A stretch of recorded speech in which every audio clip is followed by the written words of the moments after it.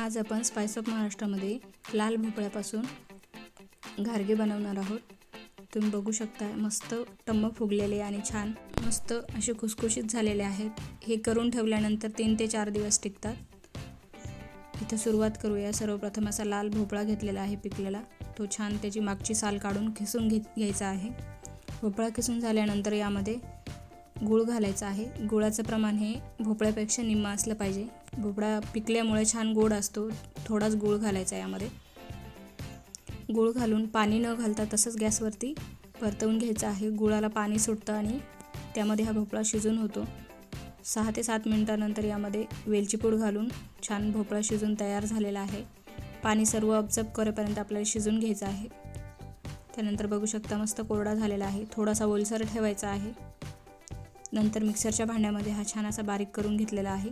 त्यानंतर त्यामध्ये 2 चमचे एवढं तांदळाचं पीठ घातलेलं आहे आणि गव्हाचं पीठ, त्यासोबत थोडंसं मीठ घालायचं आहे। हे सर्व आता घट्ट पीठ भिजवून घ्यायचं आहे। थोडासाच पाण्याचा वापर केलेला आहे। जास्त पाणी जर भोपळ्याला असेल तर पाणी देखील घालायची गरज नाही। मी इथे थोडंसं मिक्सरच्या भांड्यामध्ये थोडंसं पाणी घालून त्यामध्येच हे पीठ सर्व भिजवून घेतलेलं आहे। पीठ जेवढं घट्ट मळाल तेवढं पुरी कमी तेल धरते, तेलकट अजिबात होणार नाही पुरी। त्यानंतर छान असं मळून आपल्याला लगेचच याच्या पुऱ्या लाटून घ्यायच्या आहे। व्हिडिओमध्ये दाखवल्याप्रमाणे छान अशा गोल पुऱ्या लाटून घ्यायच्या आहे। आता तुमच्या आवडीनुसार यावरती तीळ किंवा खसखस दोन्ही देखील वापरू शकता तुम्ही।